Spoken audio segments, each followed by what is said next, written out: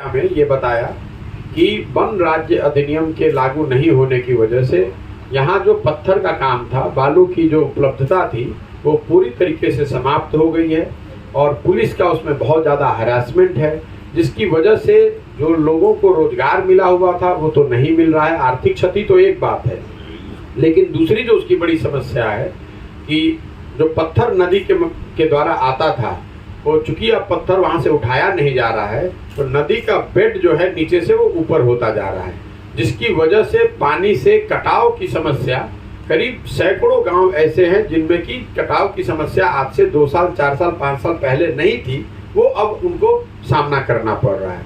तो ये एक नई बात समझ में आई। तीसरी बात जो लोगों ने हर जगह बताया, यहाँ पर कृषि की जो दिक्कत है, भूमि उपजाऊ है। चंपारण में मैं जहाँ गया हूँ, अगर ये बूढ़ी गंडक के कुछ कटाव वाले एरिया को छोड़ दें, ये चौमुखा वाला जो एरिया है, तो ज़्यादातर जगहों पर भूमि उपजाऊ है, कृषि योग्य भूमि का पूरा वहाँ कृषि हो रही है।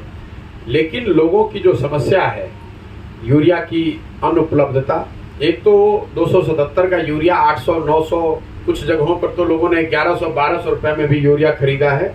लेकिन लोगों को पैसे से भी ज़्यादा इस बात का दर्द है कि जब उनको ज़रूरत थी वो 1100 रुपये में भी यूरिया नहीं मिला। और जो फसलों के दाम हैं, यहाँ 2 मुख्य फसल अभी इस सीजन में है, धान और गन्ना। दोनों ही चीज़ में, जैसे धान का समर्थन मूल्य है वो 2040 है, लेकिन अभी तक पूरे चंपारण में मुझे कोई ऐसा नहीं मिला 37-38 दिन में जिसने अपना धान 1300 रुपये से ज़्यादा या 1350 रुपये से ज़्यादा बेचा है। कुछ ऐसे लोग भी मिले जो 1000-1100 रुपये में भी मजबूरी में अपना धान बेच रहे हैं। गन्ने को लेकर जो लोगों ने बताया, यहाँ 3 मुख्य वैरायटी गन्ने की लोग उपजा रहे हैं। एक वैरायटी जो मिल वाले प्रेफर्ड वैरायटी मानते हैं या कैटेगरी ए जिसको मानते हैं, उसमें लोगों की शिकायत ये है कि उस वैरायटी में रोग ज़्यादा लग रहा है और वो गन्ना सूख ज़्यादा रहा है। लेकिन चूंकि मिल वाले इंसिस्ट कर रहे हैं, दबाव दे रहे हैं कि नहीं आपको यही वैरायटी लगानी है, इसलिए ज़्यादातर लोगों को वही वैरायटी लगानी पड़ रही है, जिससे कि उनको नुकसान हो रहा है।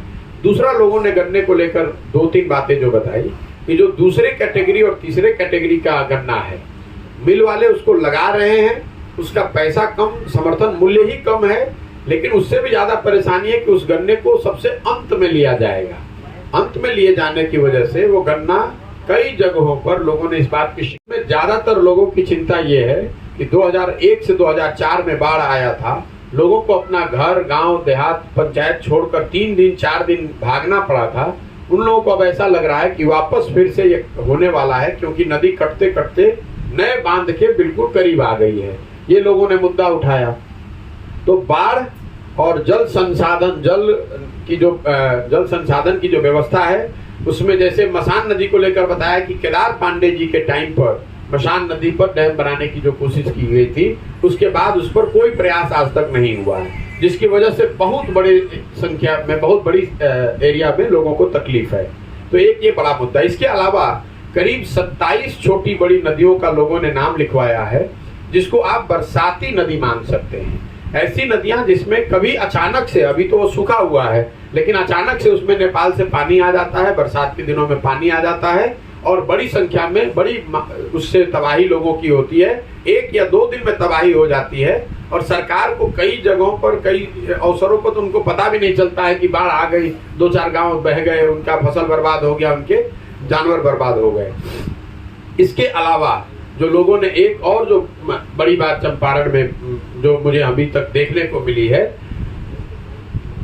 यहाँ पर जो जमीन का बंटवारा है उसको लेकर भी मैं बड़ी संख्या में लोगों ने कंप्लेन करा है। कोई एक मोटे तौर पे अनुमान है, मैं इसका ऑथेंटिक कोई प्रमाणिक तौर पर बात नहीं कर सकता हूँ, करीब 1.25 लाख ऐसे लोग चंपारण, पश्चिम चंपारण में हैं जिनको जमीन का पट्टा पिछले 30 से 35-40 साल में दिया गया है। अलग अलग सरकारों के द्वारा दिया गया है, अलग अलग व्यक्तियों के द्वारा दिया गया है।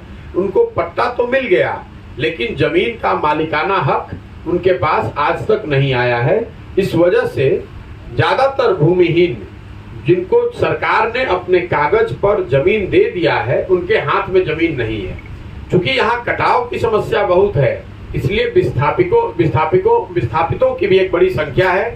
रोड के किनारे बड़ी संख्या में ऐसे लोग दिखे मिले जो अपने गांव से बिल्कुल विस्थापित हो गए, बाढ़ आ गया या कटाव की वजह से। वो बजरा में भी लोग मिले, चौमुखा में भी लोग मिले, कई प्रखंडों कई पंचायतों में लोग मिले, मसान वाले भी एरिया में मिले, जिनको लोगों को अपनी पूरी जमा पूंजी पूरे जीवन की कमाई छोड़कर विस्थापित होकर सड़क के किनारे गरमजरुआ जमीन पर रहना पड़ रहा है या उनके पास अपना स्थायी रहने का कोई व्यवस्था